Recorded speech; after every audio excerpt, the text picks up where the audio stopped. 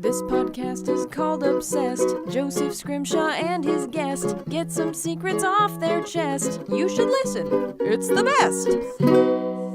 Hello and welcome to Obsessed with me, Joseph Scrimshaw. I'm sitting in my home with a very talented writer and a fine drinker of fine scotch, C. Robert Cargill. I think the latter is more true than the former, but I will take it.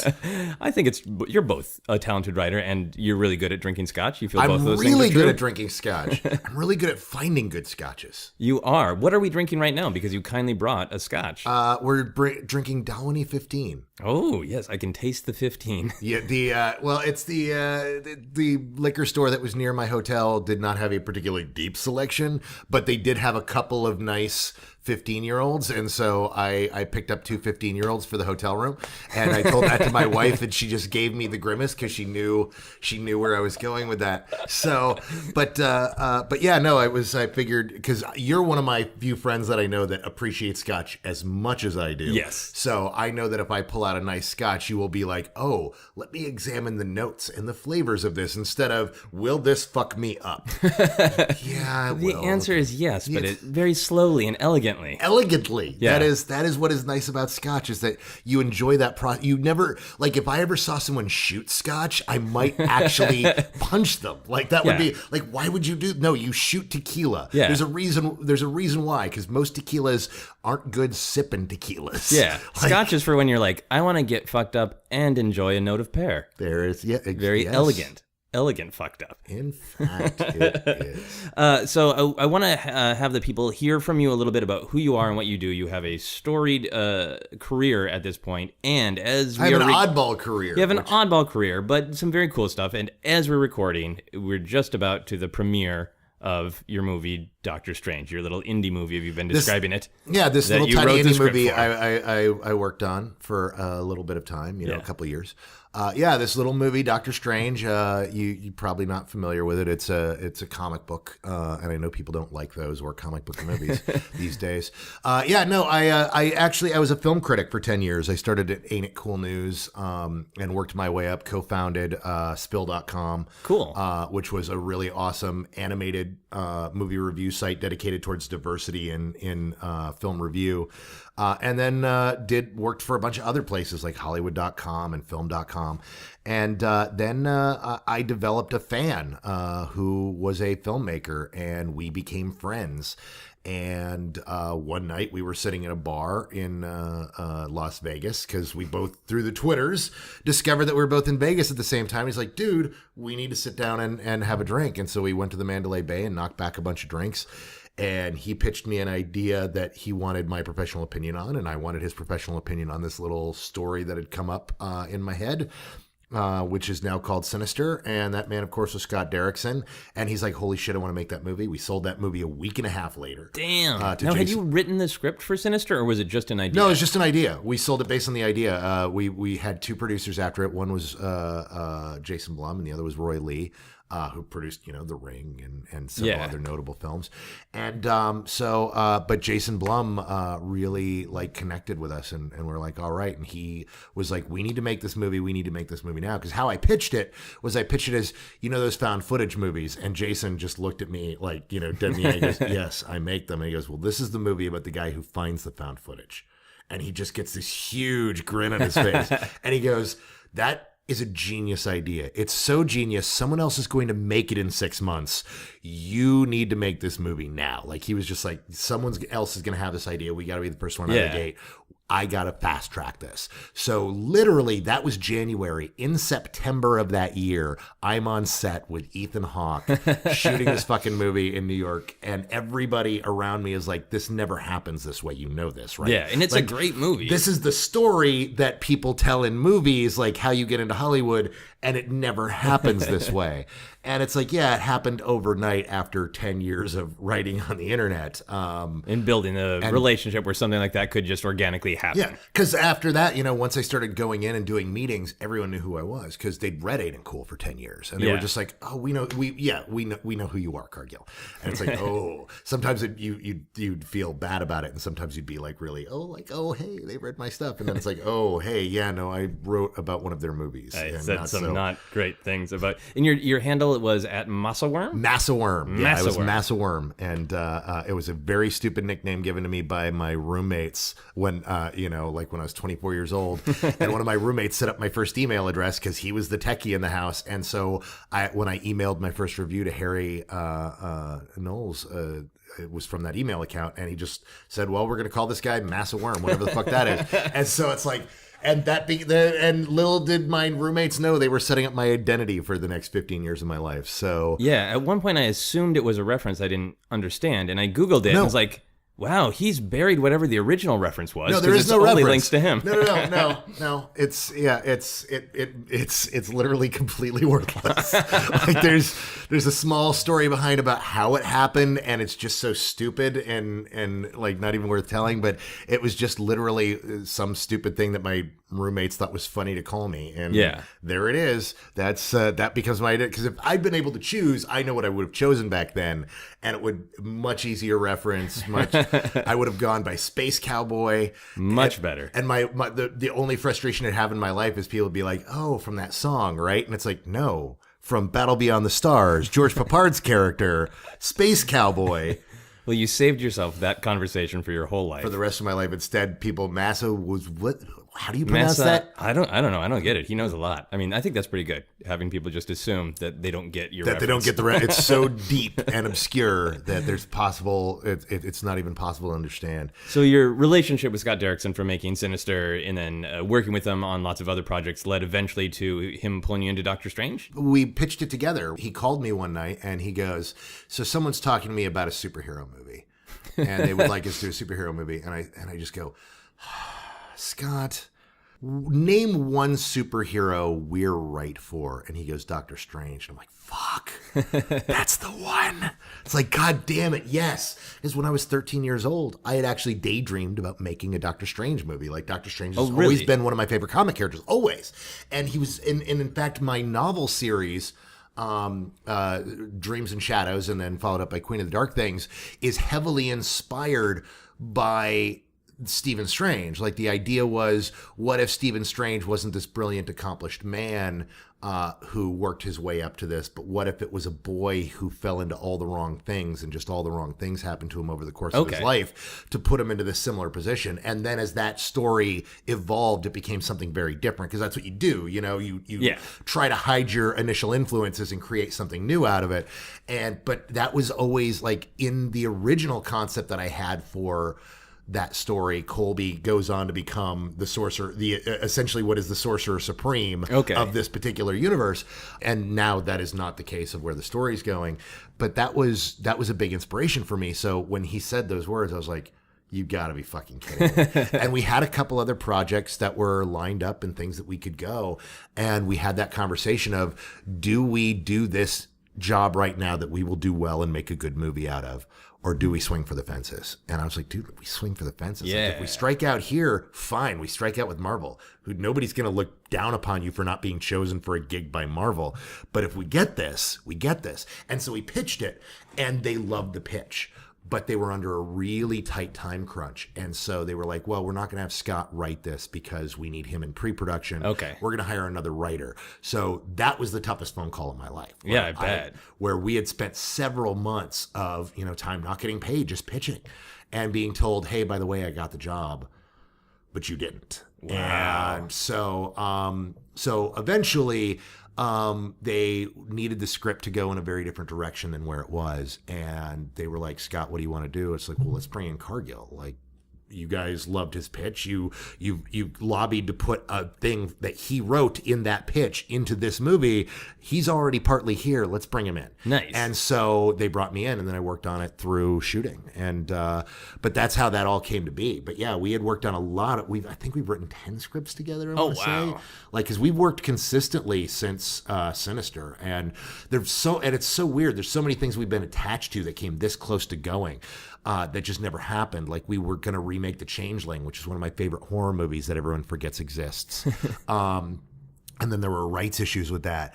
And we were going to remake Firestarter, and do Firestarter with Blumhouse, and then that fell through. And just all these projects that you kind of go through it back through history, like thumbing through your notes, and holy shit, like look at all these alternate universe me's have these movies. Yeah. Like there's an alternate universe where I didn't make Doctor Strange, instead I made Firestarter. Like what is that universe like? Like, does that work out for me or not? I kind of want to visit it. But yeah, so I think it's good that you're in the Doctor Strange universe. Nothing against Firestarter, but Doctor Strange is pretty awesome. It was a pretty good job. Yeah, I think much like Doctor Strange does in the comic book, this opens up doors to other realities for you. Well, and it was just such a great experience. Like this is one of those experiences that was so good that it's like, if I never get to make another movie again, I got to make my dream movie, and I got to work with a dream cast and have a amazing experience. I lived over in London for 3 months and got to have that whole experience and worked with some of the greatest actors of this generation. Yeah. It was an unbelievable experience. So I would not trade it for the world. And it's literally one of those, like, no matter what it does for me career-wise, what it did for me in accomplishing what I set out to do. Yeah. It's like, if this movie, which I find out in 2 days, if this movie is as good as I think it is, then I have done what I set out to accomplish. Like that is like, and now it's time to find new goals and new adventures. Because wow, what do that was that thing that I wanted to do when I was 13. And if we nailed it, then we nailed it. Yeah, and by the time this podcast is actually released, the movie will have been released, and people listening know that the movie is awesome. Oh, so they know if I'm full of shit or not. They know. Wow, I didn't know we were recording this far in advance. Like, yeah, for those of you that don't know, like I'm 2 days from the premiere. Like it's like I'm like, it's like the 18th, I think, is when this is really happening in real time. So yeah. So you guys know if I'm full of shit or not. I might be totally full of shit. This movie might suck shit through a straw. It could be total bullshit. But it's Doctor Strange. Anything could happen. There could literally be a dimension that's all shit straws, right? I mean, that's Rick, you didn't script that. That's Rick and Morty. Okay. That's not Doctor Strange. Doctor Strange has multiple universes, but not all necessarily Rick and Morty alternate universes. Fair enough. I'm going to ask you one Doctor Strange question, then we're going to get into your actual main obsession. Great. So my one Doctor Strange question is, if Doctor Strange was real and you could sit down and have some nice scotch with him, what would you ask him about? That's a really, really, really tough question. I guess the one question I would ask is there a point? Okay. He's seen it all. He's seen it all. He's met death. He's met eternity. He has tangled with the biggest entities in the multiverse. This is a man who does not necessarily know what the point of everything is, but by this point he would know if there was one. Right. Like, and that would be is there a point to this? Like, if there's not, I can deal with that.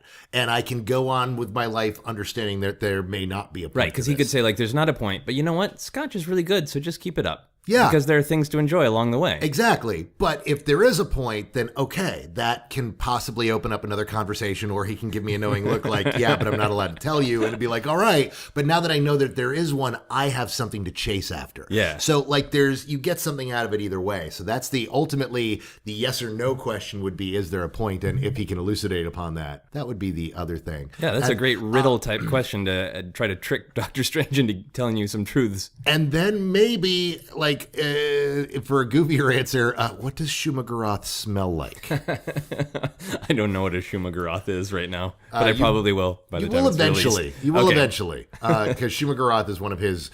Essentially, Shumagaroth was the addition of Lovecraftian type creatures to the Doctor Strange universe, and is one of Doctor Strange's greatest foes. Okay. So if you read the comics, there is this whole Lovecraftian thing named Shumagaroth, which even the name sounds like they ripped it off from Lovecraft. Oh, I'm going to get my Shumagaroth on. Yeah.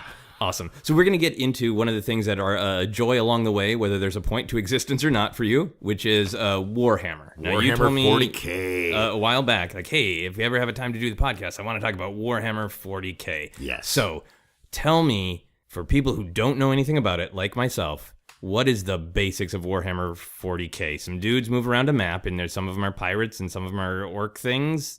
Doing kind of shitty so far. Yeah, I want to, in order to do this, in order to explain, I'm going to give you the base explanation, and then I'm going to give you the history of it so that you can understand where the joy comes from. Excellent. Because it's not easy for a lot of people to wrap their heads around Warhammer 40K. Like they're like you, like pirates or orcs or what's going on. So essentially, it's a tabletop war game that has this whole large universe wrapped around it. And what you do is you buy models and you assemble the models and then you paint the models and you make army lists and you go and you battle your friends and have tabletop battles. It's tabletop wargaming. Tabletop wargaming started back in the late 1800s with a little book written by H.G. Wells. And I'm trying to remember the name of the book. It's one of the most offensive titles of all time. No, really, it is. It's something like Shit on My Face by H.G. Wells. No, it's like no. You're gonna get it in a second because it's essentially like tabletop war games for boys and men of all ages and some clever girls. Oh yeah, that is pretty offensive. Come on, Howard. and it's just like at the end and clever girls at the end is kind of like, really? Like, I understand you're from a different time, but Jesus Christ.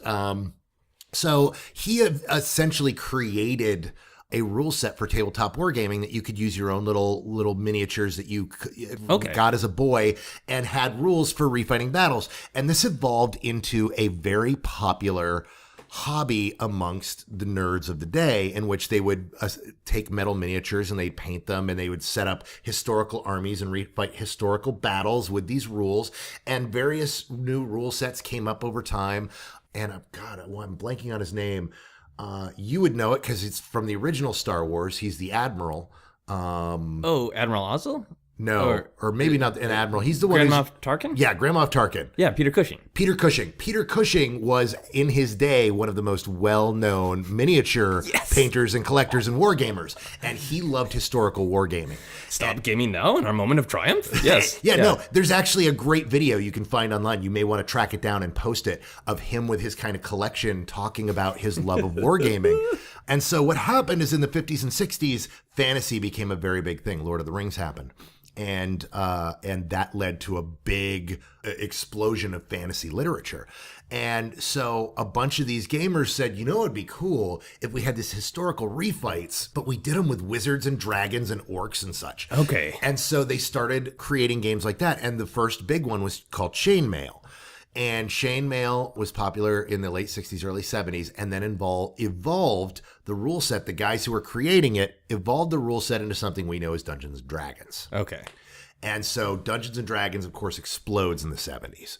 Well, when the guys stop working on Chainmail and move into Dungeons & Dragons and start doing this, this role-playing thing, all of a sudden there was this big hole left in the industry for people who still wanted to play fantasy wargaming. Like, I still want to do this. Actually move little guys around an actual terrained map. Yes. And not have that element of imagination where the world is real. It's physically right here on their tabletop. Yeah. And you build the terrain, you paint the miniatures, you put it all together. So there's this very tactile thing to it, and there's a lot of strategy to it, and it's one man against another, and it's chess, but it's in 3 dimensions, and there's all sorts of stuff to it. And so this company called Games Workshop, which was selling games over in England, decided, well, we're going to get involved in this. And they created Warhammer. And Warhammer was the fantasy game that hits all the tropes. Okay. And it's elves, and it's dwarves, and it's orcs. and then along the way, they invented other races, lizard men and different offshoots of groups. Any troubadours? No troubadours. Okay. But you'd have elves, and you'd have dark elves, and you'd have wood elves, and it was a lot of this is so heavily ripped off, and Dungeons and Dragons and Warhammer both steal wholeheartedly from a number of writers like Vance and Tolkien and it's part of the fun and the joy of it, kind of in a way, the sort of absurd sort of piecemeal nature of the early stuff. Yep. So this became a hit, and this was a big thing, and Warhammer was a thing. Then this thing called Star Wars happened. You might have heard of it. I have. Peter Cushing was in that. So this thing called Star Wars happened, and we had this cinema explosion and this explosion in sci-fi, all of space opera and of science fiction. And all of a sudden, dads were taking their kids to see science fiction movies. Like, this wasn't just for kids anymore. Like, you can make grown-up films. They were making rated R films for adults that were science fiction. Everybody loves science fiction. And the fantasy market started to fall away. And so in order to grab onto that, you have these guys who go, well, what if we do something with science fiction? And so Games Workshop was like, let's do science fiction. Well, how do we do science fiction? Well, what if we did Warhammer, but set it in space? This is literally the concept of what this is. So this is this is the late 70s. Is there cocaine involved? I don't know. Do you think these were cocaine guys? But just when I hear Warhammer, but in space, I picture a little bit of cocaine done off a trained map. It's possible because it's the early 80s where this actually happened, where they really kind of, because it was the early 80s where, because Warhammer is 5 years older than Warhammer 40K. But so what they did is they were like, well, what do we do? What do we do? Well, the elves can be elves in space. Well, what do we call them? Well, fuck it, let's call them the Eldar. That was Tolkien's name for the elves in the fucking Lord of the Rings. Okay. So we'll call them Eldar. And the orcs will be orcs in space. We'll spell it with a K instead of a C. Really? Yes. Isn't that where Mork is from? Mork from Orc? O-R-K? Mork and Gork from Orc, yes.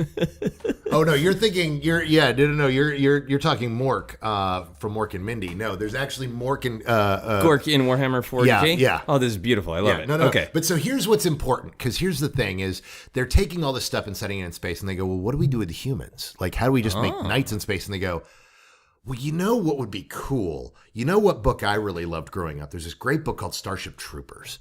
And all of these guys, these space marines, these marines in space are wearing all this power armor and running around shooting bugs. So why don't we make them space marines? So they're like, fuck yeah, space marines. Let's call them that, the space marines. So they have all these concepts and they've got this all together and they're like, let's do this. And now they've got to create a universe out of this. Like, how do we make Warhammer in space work? Well, this is the early 80s. So at the time, these British guys in the early 80s are being heavily inspired not only by the cinema, but by 2000 AD comics and heavy metal. Okay. And so this is what they created a universe out of, is all of this batshit insane, Judge Dredd inspired, heavy metal inspired, fucking let's put on a fucking a Rush album and put two fingers in the air and be like, wah! Like that's what this is. So they had composed this like Frankenstein body and they needed some lightning to make it work. And the narrative lightning is metal. Is metal and is but, kind of but is also comic books. 80s comic book and the crazy punk aesthetic. Yes, exactly. Like okay, they shot it with a zine. Yes. And it came to life. And that is the best way to put it. It is science fiction as told by a zine by a bunch of guys goofing around. And the first thing, when it first came out, they didn't take themselves seriously. There was literally a character that they put in their magazine, White Dwarf, that an elven character, I believe he's half elf. He's half elf, half human, whose name, I shit you not, is Sherlock Obi-Wan. Oh fuck! I forgot which other reference they had. Sure, God, it's someone else out there who plays 40K is like, it's this. It's like it's really one of those stupid like pulpy characters. Like, okay, it wasn't Indiana Jones, but it was like close. Sherlock Lamont Lamont Cranston or something like that. Something like that. Like this is the type of shit they did, and they would weed in all these little jokes. And they even famously created a Space Marine chapter named after a ship, Greenpeace's ship that had been sunk. They had a ship that was sunk called the Rainbow Warrior. And so they created the Rainbow Warriors. Well, the Rainbow Warriors came out in the late 80s. And by that point, it's like, oh, the Rainbow Warriors. And so they became known for having the loosest rear rhino doors in the galaxy. And so they quickly did away with them because they're like, they are not being taken in the spirit in which they were intended. Okay. And they have been wiped from existence entirely. But so you have this story that is just so batshit silly and stupid and awesome. And they come up with all this weird shit like warhounds, these giant titanic robots that are driven by a pilot. But the thing is that in order to get the thing to move, they need a machine spirit. So they literally summon like a spirit that takes over the thing that then communicates with a human. And they have this whole a boy and his dog kind of relationship, like this weird shit. And then in the early 90s, gaming became very, very serious. And it was very much about Vampire the Masquerade, and it was about role playing. And so they shifted with the market again and cut out all the goofy shit and said, let's get rid of this. Let's get rid of the squats. And how did you feel about that? Because I wasn't there at this point. You weren't there yet. No. This is all just lead up. The squats were dwarves in space. Squats, huh? Yeah, squats. Nice. Like this is how seriously they took it. No, and they would rip off everybody. That's the thing, is like there's this group called the Tyranids, and if you look at the first and second edition Tyranids, they're fucking xenomorphs from Alien. Like it was just, wouldn't it be cool to have an army of the aliens from the movie Alien? And then lawyers got involved. And they're like, no, that wasn't cool. So what do we do? Oh, well, they weren't actually xenomorphs. They were bug creatures called the Tyranids. And so the entire game evolved from that. And then they're like, well, let's take it serious. And they put out the third edition of the game, and it had the tagline on the box that is now what it's famous for. In the grim, dark future of the year 40,000, there is only war. And that's where we get the term grimdark from. Oh, really? Yeah, okay. no, the term grimdark, when they were trying to describe what George R.R. Martin was writing and what Joe Abercrombie was writing, somebody referred to it as being like the universe of 40K, and they said, like, in the grimdark future, and they're like, grimdark, bam. And so I assumed that was a recent reaction to the DC Snyderverse. No, grimdark, the word grimdark came from the box cover, which is now the slogan of 40K, because what it became was they cut out all of the silliness, and what they were left with was this hard sci-fi universe that is just batshit bizarre. Just sad, weeping space elves killing sad, weeping orcs from space. Kind of. The orcs are actually the most powerful psychics in the galaxy. Sensitive orcs. But no, serious. because they are so stupid that they don't realize that they're powerful. They don't realize what they're doing. They're actually, orcs in 40K are spores. They're like mushrooms that grow, like a rock will slam into a planet, and when it finds the right atmosphere, the spores will grow into orcs that all have Cockney accents, inexplicably. I shit you not. But yeah, they believe that the color red makes things go faster. So if you paint something red in an orc army, it automatically goes an inch faster than anything else. They don't ever reload their weapons because they don't think they have to, because they're psychically creating their own ammo. Okay, and that's when along. It's serious. Yeah. So in the grimdark era, it is still a little Goonie, even accidentally. Oh yeah, yeah. I mean, because that's Goonie, and it's yes. great Goonie. It's yes. the sort of character-based Goonie of like if a race was really stupid, here are some of the things they would do. All right, so now, is this about when you come in Grimdark era in the 90s? Because I want to hear a little bit about your personal connection, too. I started about 12 years ago. I was looking for a game. I really, and I saw this. Every time I go to Dragon's Lair in Austin, Texas, somebody's playing it. Is that the comic book shop? Yeah, it's the comic book empire there. It literally started out of someone's house like over 20 years ago, or I think 25 years ago now. And then they moved into slowly bigger and bigger stores. They are now the second biggest comic and game shop in the country. Okay, cool. I mean, the place is gargantuan, and it's less than a mile from my house, which makes me so happy that they moved into my neighborhood. So you'd see the stereotypes of the like, hey, they're doing the little wargaming whatever in the background, and eventually I'd stop and I'd watch, and it looked cool, and it's like, what are those? Those are Tau. What are they? They're commie fishmen. Well, that sounds fucking awesome.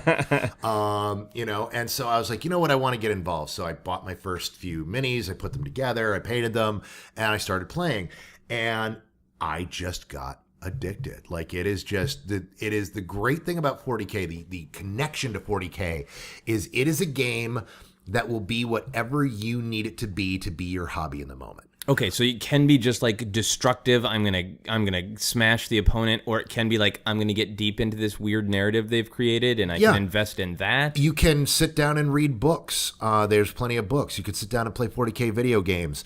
Do you feel like having a quiet night alone with a glass of scotch and a paintbrush? Yeah, sure. Sit down and paint a mini for a couple hours, or paint several, or paint a unit. Do you want to build something out in your garage? Well, why don't you build a gaming table and then build all the terrain for your gaming table? Do you like solving puzzles because you have 2,000 points to make this army book work against all these other armies that people are playing competitively right now? Do you want to be a hardcore, get hardcore into that in metagaming because there is a tournament circuit where hardcore players fucking play hardcore against each other? Or do you want to get drunk with your best friend on a Saturday afternoon and get day drunk while pushing minis around on the board and telling stupid stories? It can be all of that. Like, that's so cool because like a lot of what this podcast ends up being about is how can I express my interest. And some obsessions lead themselves very well to expressing it. Yeah. A lot of times it will be more capitalist. There's stuff I can buy. But this is awesome. Some there's like, I don't know how I'm going to express my love of this thing. I can watch a TV show and then I'm done.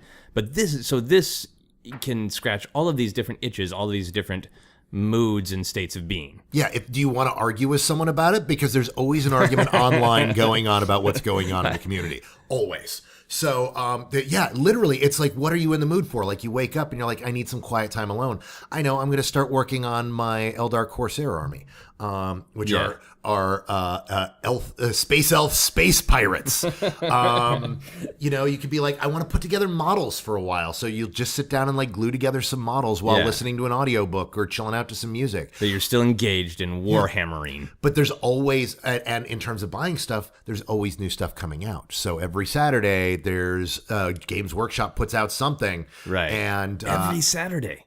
Oh, yeah. And so they stretch out releases rather than they used to dump them, and then they would put out one release a month on a weekend, and it'd be like, it's the Space Marines this month, so here's the new codex and here's 3 new kits that come out with it. And now they're like, well, we're going to put out the codex and the cards on this week, and then the next week we're going to put out these 3 kits, and then the next week we'll put out these 2 kits, and the next week we're putting out one of our new board games, which also comes with miniatures that are a gateway into this hobby. So it's sort of like Chinese water pleasure. Yes. Little drips of here's the thing. Well, let me ask you this. What is, you can experience Warhammer all of these different ways. What is your greatest joy while warhammering? Is it while you're playing? Is there a specific victory or moment of connection with another human being that you've had? My favorite moments are, there's a Warhammer tournament that takes place down in Austin, a whole gaming weekend called War Games Con. And I don't get to go every year because they keep shifting around the dates. So there's no one week. It's not like Convergence where it's like every July 4th, I know where I'm going to be. Right. So I always, and I have, movie stuff going on and book stuff going on. So I sometimes miss it. But they do a thing called the narrative track. And the whole thing with the narrative track is you're playing these games, but it's not a tournament. Like, it doesn't matter who wins. Oh, so you're telling the story and everybody's on board that we're telling the story together. It's not about winning. Yes, we're telling the story together and we're going to have a good time. That's fucking awesome. And so you bring, and they encourage you to bring fully painted stuff. And anyone who does narrative typically brings fully painted stuff. So everybody shows up with these gorgeous fucking armies. They put them down on the board, models you rarely get to play with. And then it's like, okay, we're reenacting the Battle of Istvan 4 today. And we're, and does everybody know, like, from the, like, expanded canon what that is? Or are you guys typically, creating together what it is? Yeah, typically, what, like, they'll play, like, in the narrative tracks, they'll play, like, at least famous campaigns. You may not know this particular battle because you're inventing this battle. But this is this battle where, chaos has taken this planet, and this group and this group and this group of Space Marines have all landed and are trying to take it back. And in this mission, we're trying to take back the palace, to reclaim the palace. Okay. And so yeah. And so you put down these beautiful models, and then you just watch crazy shit happen. Like, that's one of my favorite moments in playing was somebody had brought a Thunderhawk, which is this, it's literally like, I'm showing you, it's this big of a ship.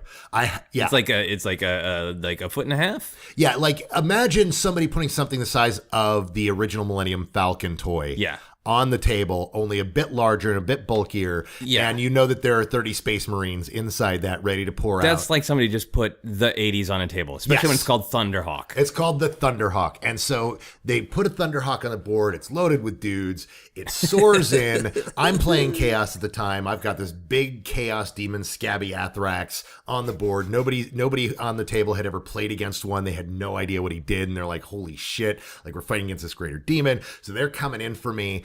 And we managed to shoot down the Thunderhawk. And we roll, and the Thunderhawk has a critical explosion and its nuclear reactor goes. And so we're like, oh shit, I've never seen that happen in a game. We look up the rules and we're like, oh, so this gargantuan like basketball backboard size section of the board, everyone under that make your rolls or else you evaporate. And just so we, like die, disintegrate. so we literally watched half the board disintegrate in the explosion of this Thunderhawk. That's so awesome. And we're laughing and we're like, that's the dumbest fucking thing. Like it's awful and awesome at the same time. Right. I love those moments where you can be gaming and then you come home and you tell your partner, like, what happened today? It's like, I accidentally evaporated half the like board. 30 people. Yeah. It was a really it good was more than that. afternoon. I think we lost 97 total models were removed from the board. And it's like, and when you think about it in context, it's like I sat down and painted all of these models to take to this event that then I put on the board and then unceremoniously removed the board because I had to shoot down the Thunderhawk rather than let its troops out. Like, right. And was anybody upset or because you're playing narrative? You want the crazy stuff to happen. Yeah, no. The only thing people in narrative ever get upset about is if they think someone's cheating. Like, that's the thing, is because it's like, right. It's like, dude, just have fun with this. Like, it doesn't matter if we win or lose. We want to tell stories, and it's never an interesting story if it's like, yeah, I was playing with this guy that was cheating the whole time. Yeah, you want to win or lose, go play Monopoly. If you want to blow up a Thunderhawk with a nuclear explosion, tell a story. You tell a story, and so I've had a couple narrative games that have been like just that kind of stupid awesome. Like when something really like super lucky and stupid just happens, it makes it so much fun. And those are the stories that, like, literally that story happened like 8 years ago, and that's one of my favorite 40K stories of just, it was such a great experience. And the guys I played with were great, and I was teamed up with this guy who at the time was really famous online for being one of the best model painters in the world, and he was just there, and it's like, okay, you guys are on a team. I'm like, holy shit, I love your work. And it's like, I've seen pictures of this army online. Holy shit, this is the army. And it's that kind of a thing. Right. So it's a world that opens up that level of geekery on all sorts of different levels. Oh, yeah. Let me ask you this. If you got to be in the game, if the company came to you and said, hey, we think you're really awesome. We know you're a big fan. We want to do this kind of fan service thing of putting you in the game. What kind of character would you want to be if they made a little Cargill? Oh my God, that's what Jesus. You know what I would want to do? I would want to be a watch captain of the Death Watch. So a watch captain of the Death Watch watches for death? Death Watch is essentially, okay, so I told you essentially what the Space Marines are. Yeah. Now, the thing with the Space Marines is there's 1,000 chapters, and every chapter is kind of different, and they all have their own small mutations going on that make them better or worse at something, and they all have their own way of going about it. Like my chapter that I play at home, I played the Carcharodons, which is the nice new fancy Latin name for what we used to just call space sharks.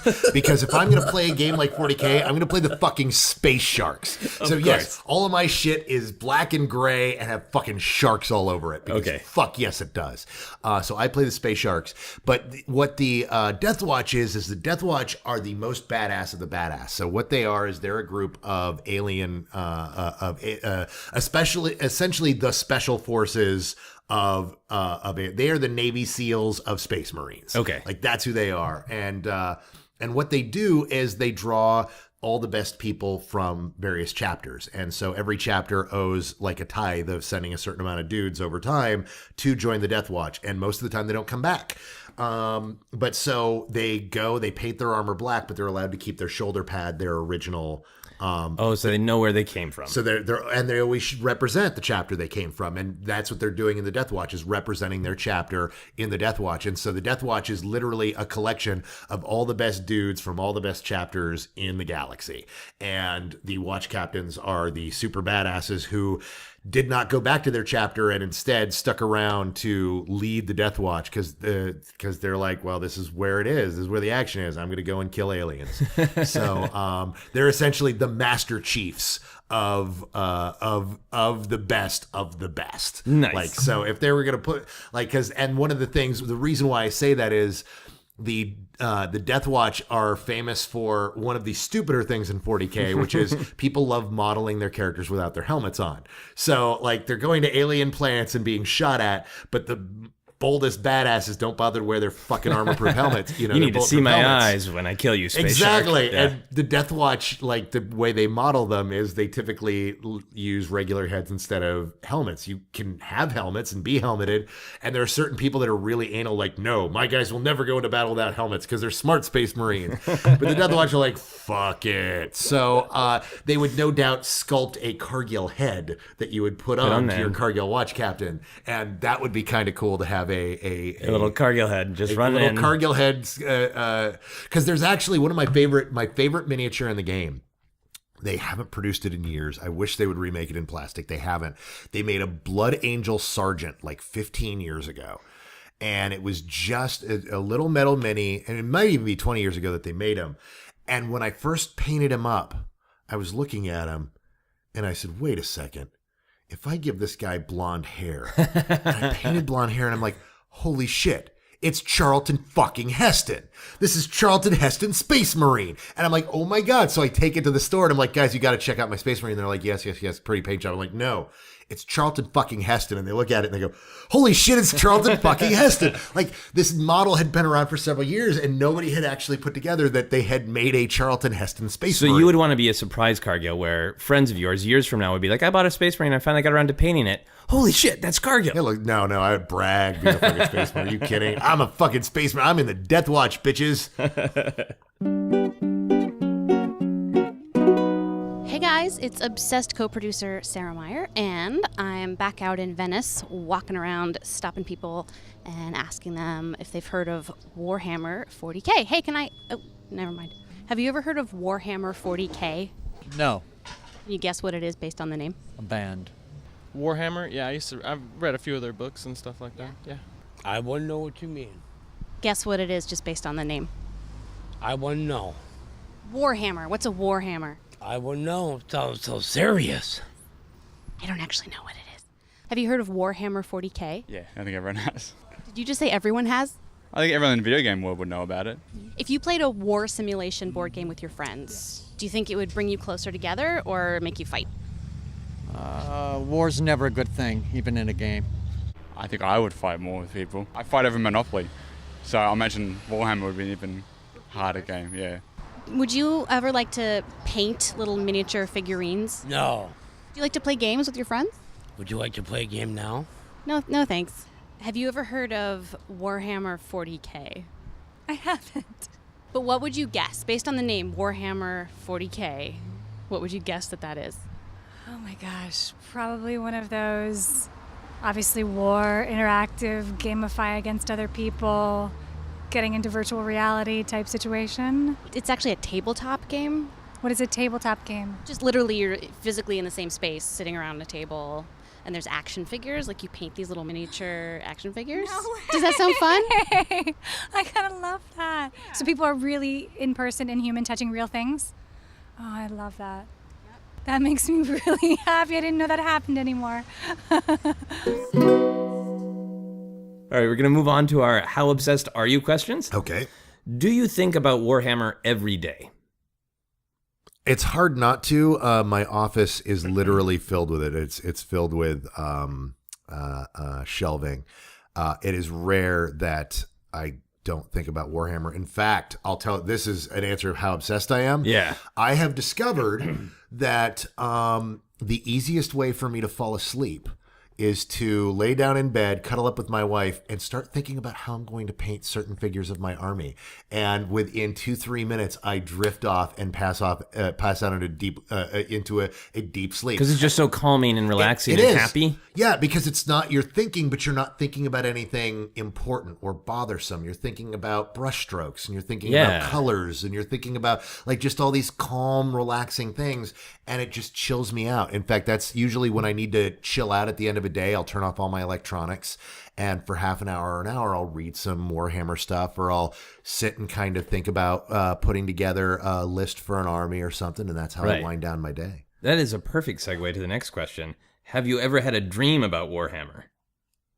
Probably, but not that sticks out. Okay. Like so it's just not, like disjointed images. It's not that. kind It's of. not that level of obsession where I can't stop thinking about it. It's something that I just enjoy so much that it is become very much a part of my life. Right. It's an escape that doesn't stress you out. It sounds Exactly. like. So something not that kind of obsession where like I'm worried that Warhammer won't go okay, so I'm going to stress about it and dream about it. Well, yeah, no, that's actually one of the things that attracts me to it. Is it allows me to be creative and think about things in a way that I don't have to worry about in my career. Like with storytelling, you're like, when you're a writer, you're constantly working and you're constantly thinking and you're putting ideas together and coming up with new concepts and filing that away for later.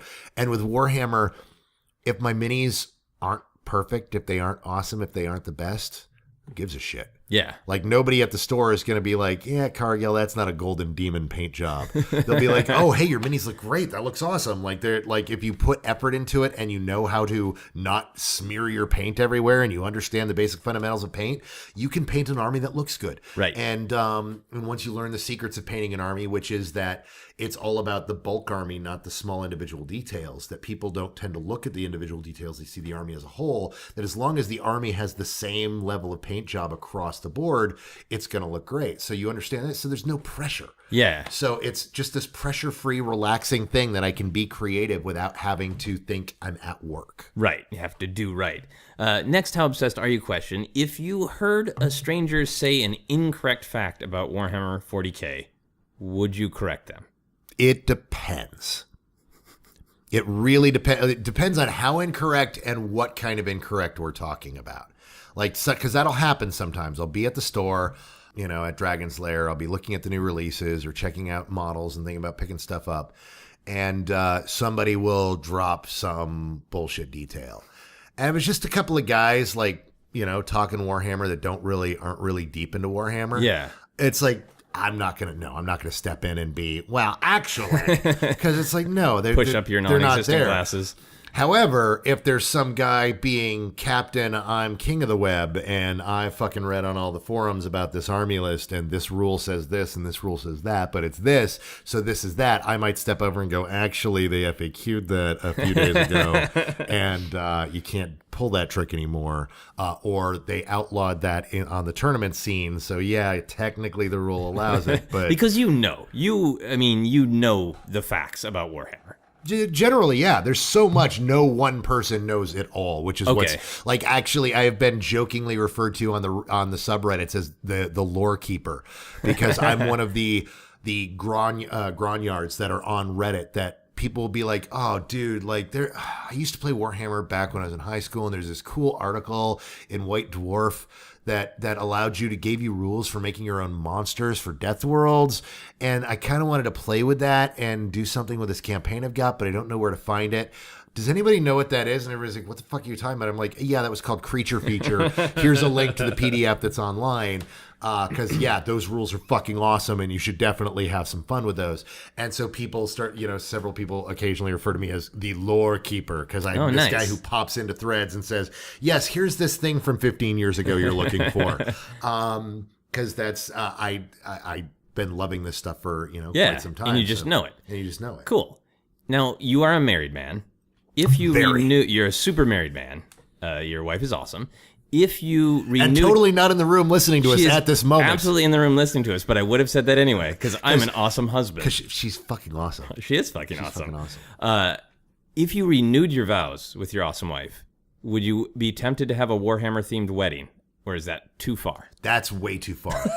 However, I will say that my wife, seeing how much of an obsession I have, she has been learning to play the game over the years. And we actually play both Warhammer and Warhammer 40K. She prefers Warhammer Age of Sigmar because she likes fantasy more than she likes science fiction. Okay. And because when I was like, all right, if you're going to play, I'm going to buy you dragons. She's like, I get to play with dragons? Fuck yes, you get to play with dragons. Dragons don't ever explode from nuclear tension or whatever that happened. It depends on which dragon. All right. Some dragons don't die so good. But but she so but a Warhammer themed wedding, no, too far, too far. And really, the thing what I love about Warhammer isn't to be taken seriously. Like, it's a joyous, wonderful thing. But it's the weird thing about Warhammer players is Warhammer players, you can't really pick them off of the street like you can Star Wars fans. Right. Star Wars fans generally wear T-shirts, and obviously Star Wars is there's the 3 levels of Star Wars, and you know about the 3 levels of Star Wars, right? Well, I'm the deepest one, whichever that is. Yes, you are. Yeah, no. There are the people that who are average people and they love Star Wars because you know what? It's not nerdy to love Star Wars. Everybody fucking loves Star Wars. One of the largest things ever in the history of the world. It is the Sherlock Holmes of its day. It is by far the John Carter of Mars of its day. It is the big thing. It is Tarzan. It is fucking like everybody fucking loves Star Wars. It is unavoidable. And you've got those people who are like, I love Star Wars, and it's like, oh well, name your favorite mercenary. Was Boba Fett a mercenary? Was he a bounty hunter? I think he was a bounty hunter. Okay, yeah, I'll say Boba Fett, and you'll be like, you just occasionally watch the movies. And there's nothing wrong with that, because God bless him. That's why we keep getting Star Wars movies. And then you have the second level, which is where I'm at. Okay. Which is the people who are like, I can sit and talk about Star Wars for a couple hours if somebody brings it up. And I have lots of experiences with Star Wars. I've got an emotional attachment to Star Wars. You will find Star Wars things in my house. And then you have the level where, you look online and you see a new Star Wars backpack and you go, I don't need a backpack, but it's a Darth Vader backpack. And I might just want to put it up on my wall somewhere. And that's where you are, where I walked in and the first thing I saw was this table of fucking Star Wars action figures. What you didn't see is the underwear that my wife insisted on getting for me, which are Halloween-themed Star Wars underwear with stormtroopers that have helmets but are skeletons, and then the underwear glows in the dark. Yeah. That's level 3. Now, the thing is I'm level 3 in Warhammer. Right. Like, I'm there. You're level, 42. I mean, you do not. The thing is that Warhammer players they're not evangelical. They're not like vegans or CrossFitters or certain level 3 Star Wars people where can I pull you aside and talk about our Lord and Savior Warhammer?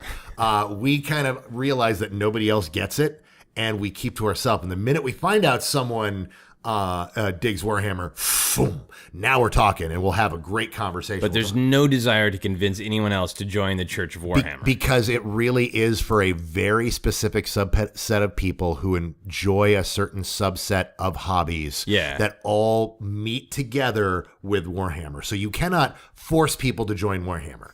They have to kind of come in willingly. And I've given armies to friends over the years, and you could just, the people are like, I don't really get it. Like it's fun, but I don't understand. You want me to paint? And it's okay. Well, and they're like, yeah, I can paint. That sounds like it would be a fun weekend. And it's like, this is something you do for the rest of your life. Like, there's a long running joke about mini painters that if you ever paint every piece of metal you have in your house, then you die because you have finally finished, and there is no finishing.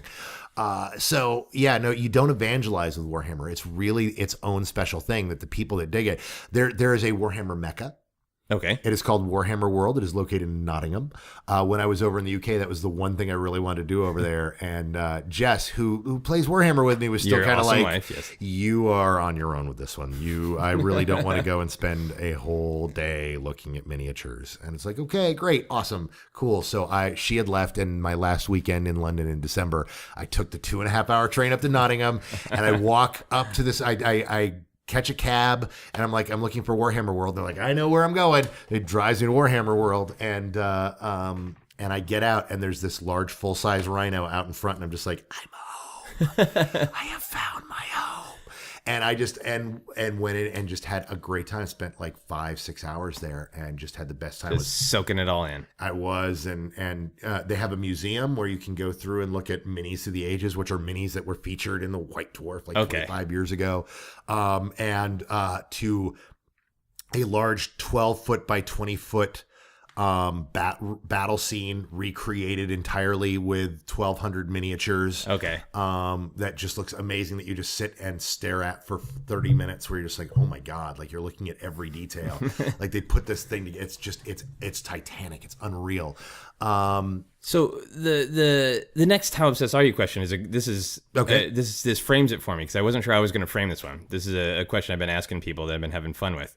If you went to this Warhammer Mecca, like it's Mecca. It's important. It's special. It's unique. Mm-hmm. And there was a large bear blocking your path. The rhino statue was there, but an actual live bear was blocking your path to get Oh, by in. the way, it's not a rhino. The rhino is actually a tank. They actually I'm sorry. they built a full-size they converted an actual APC into a rhino. It was a space rhino. No. The animal space rhino. Okay, so there's a tank called a rhino. Yes. A tribute to my ignorance right there. Totally fine. And then a live bear, which is not a tank. It's a but live the animal bear. a bear. And you need to you don't have to fight it necessarily, but you have to navigate your way around the bear, possibly incurring injury. Would you have navigated after this long train ride? Oh, yeah. I'd kick that bear square in the nuts. It's like, how dare you, sir? Do you know would that have I came, physically assaulted I the came bear. all the way to Nottingham. Nottingham is like the not a lot of people know, but we know Nottingham, from Robin Hood. It sounds very romantic. It has the highest number of gun deaths in the UK. Like that is, if you want to get shot to death, you go to Nottingham. Should be arrow deaths. You would think, and you'd think they'd have a halfway decent sheriff. But no, you go to Nottingham to get shot. So like this is like, people are like, oh, you're going to Nottingham. That's dodgy. So you just would have borrowed a gun. Except you can't, because you can't legally own a gun there. That's how shooting deaths are really awful. Okay. And, like, it's not like Texas where you just assume that everyone has one. Yeah. But yeah, I would definitely navigate the bear, probably with a swift kick to the nards. Nice. That is a perfect segue to the final How Obsessed Are You question, which is about nards, in a way. If you couldn't play Warhammer 40K without you or someone you love first being punched in the crotch, would you still play Warhammer 40K? Yes, come on. So this is important enough to you that you would take a monthly shot. Well, see, here's the thing, is that is actually the truth of Warhammer. This is the one thing I have not brought up. While they do not actually punch you in the nuts, the amount of money it costs to maintain a Warhammer habit, it's a financial punch to the I crotch. would trade the financial amount of money. My wife would certainly be, honey, take the shot in the nuts this month. I occasionally get those conversations where my wife comes in and she's like, Cargill, do you know how much money you spent at Dragon's Lair over the last 3 months? And I'll be like, 3, maybe 4. Try higher and add an extra digit. Oh, shit. Yes. Yeah. You need to take some time off from Warhammer. Yeah. Okay, fair enough. All right. God damn it, Cargill. But yeah, it's it is that Warhammer comes with, you can very easily buy your army and play with that army for the rest of your life. But if you get in as deep as I am, you end up, hey, there's a new army coming out this weekend. I'm not going to buy the army because I have no interest in the army, but I'm going to buy the codex because I need to have the codex. So I want to read through the codex and I want to know the rules for when I play against people who play with this army. Right. So it pulls on you as a lover of narrative. It pulls on you as a lover of strategy. Mm-hmm. And so it's got you coming and going, even though it's a fun, relaxing and as hobby. somebody who loves putting together cool-looking science fiction models or fantasy models and then painting them. Yeah. Like, it hits you at all those points, and it can be whatever you want it to be at any moment of the day. So if you just want to indulge in your hobby, there's so many hobbies. It's like, I love climbing mountains. I know people who love climbing mountains. You can't at 11 o'clock at night go, you know what? I'm going to go and climb a mountain. Right. And like, you as a Star Wars fan can't be like, you know what? I just want to watch a new Star Wars movie today, so I'm just gonna go and watch a new Star. It's like no, but you can feast or famine. You can, however, dig into one of the like 12,000 40K novels that have been written, or short stories, or go online and read people's own fluff about their own special chapter. Because that's one of the things, is there are 1,000 chapters of Space Marines. Only a handful of them are defined. They have that number so that your number can officially be part of the lore. Nice. So that's the whole thing, is that your chapter is your chapter, and it's for real. And you play you, and you just go and do your thing and play by this set of rules. And so you create your own chapters, or you're like me. I'm a canon guy. I like recreate. I like I play the Carcharodons, and my Eldar Corsairs are the Sunblitz Brotherhood, which are this notoriously crazy group of elf space pirates, which is so much fun to say. There's a point in time where I put together an army where I had, there's an army called the Space Wolves. What's the Latin name of Space Wolves? They never actually share the Latin name of the Space, because they're called the Space Wolves. They are called the Space Wolves. Okay. They have no shame. They have no shame. Fuck you, we'll eat you in space. We don't care. We are Space Wolves. I had created a small army of them. They ride these Thunder Wolves. because of course they do. And they come from the planet Fenris, because of course they do. And they try to fit the word wolf into a sentence as many times as possible. And they're kind of awesome that way. And so I actually replaced the Thunderwolves with these Cold One dinosaurs from the fantasy line, and created all these dinosaur riding space wolves, which I think is the greatest sentence in the English language. Dinosaur riding space wolves just sounds so fucking awesome. And that's part of the fun of 40K, is there's this level of fuck it. Yeah. Of like, let's just have fun. Let's not even try to take it. Like, that's the thing that's kind of weird about that. I've never, why I can't go to level 3 of Star Wars, where there's this like line of demarcation of like, no, we know this is space opera, but there have to be rules. And it's like, rules? Why can't we just go nuts? Yeah. You know, let's go really, really nuts. and in 40K, you can go fucking batshit and just have a good time with it. Cool. And you're encouraged to, like, people do weird shit. Like, they'll take models from a certain army and kit bash them with models of another and be like, well, these are my half-elf orc characters that this army, and this is representing this. I have a guy who would take beastmen heads and put them on all of his space wolves and create, the beast wolves, like the actual wolf-like chaos characters that were represented as like a chaos offshoot, but using the space wolf rules. Like, you're encouraged to do that, and people are like, dude, that's fucking awesome. That's great. That's so cool. And people just kind of like high five you. And it's like, you put effort into this stuff that I'm going to play against today. That is why I do this. Cool. So given that insanity, that love of insanity, what is a noise that you can make to sum up this obsession with Warhammer? Whoa! That is the actual war cry of the space orcs. Nice. They just say the word war. War. Nobody's quite sure if they're actually saying war or it's spelled like wog. Like there's some H's in there? Okay. Yeah, nice. But it's wog. Nice. I've been rating people's obsessions on a scale of 1 to 7. Okay. I think out of 1 to 7 space sharks, I think that you are 5 space sharks obsessed. That's fair. Because clearly you're super into it. It occupies a lot of your time and your wallet, but you have clear walls. Yeah. Where it doesn't cross over to this, and where you keep it in this compartment of, it's for fun. Yes. And it sounds to me like if it ever became something where it was stressing you, you would take a step back because you know its place. It's for fun. Oh, yeah. It's for incredible fun. Yes. It is a diversion. It is a good time. It is not to be taken seriously. Awesome. So where can people find you on the old social media? You can find me on the Twitters, at MassaWorm, as we discussed, MASSAWYRM. Also, Facebook.com/MassaWorm. And you can apparently find my movie in theaters right now. Go see the little indie film, Doctor Strange. Or you can find my books wherever you buy books. Start with the Dreams and Shadows, which is the first, and Queen of the Dark Things is the follow-up if you like the first one. Awesome. I've got to do some quick plugs for the podcast. You can follow me on Twitter and Instagram is @Joseph Scrimshaw. You can follow Obsessed Podcast on Twitter is @ObsessedPodcast. For info on all my upcoming shows, you can check out my website at josephscrimshaw.com. There are 2 ways to support Obsessed. You can back us on Patreon and get exclusive bonus episodes every month. For full info on that, go to patreon.com/Joseph Scrimshaw, or you can support all the podcasts on the Feral Audio Podcast Network by shopping through our portal. It's a very Warhammer sounding phrase. Shop through our portal. Just go to feralaudio.com, click the support our artist button, and shop on Amazon, and some of the money will go to supporting Feral Audio. Go and buy Cargill's books on Amazon through our portal. That would be awesome. Yeah. So I've got the final questions on the podcast. Don't have anything to do with Warhammer, but you can make them about Warhammer if you want. If you could shoot one of these 2 things out of your hand, which would you prefer? Acid or stamps? Acid. Like, why is that? Why would stamps even be like just ka-chunk?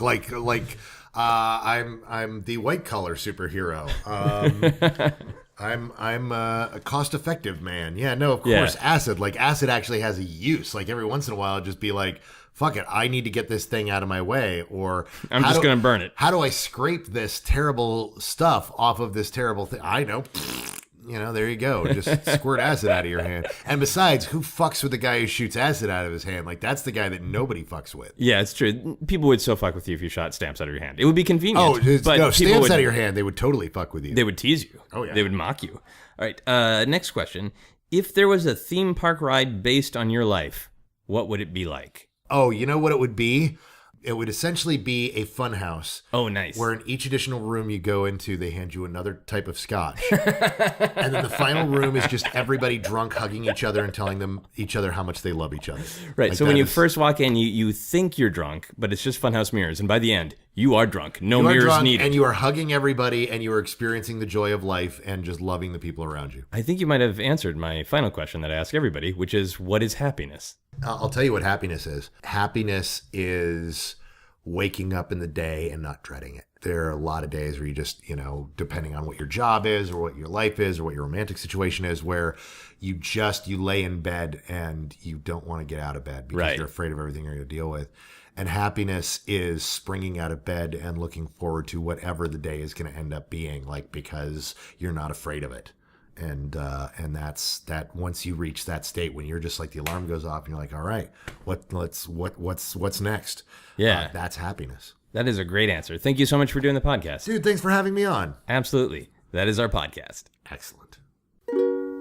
You've been listening to Obsessed. Joseph Scrimshaw and his guest shared some stories with the rest. Rate 5 stars if you're impressed. Wow.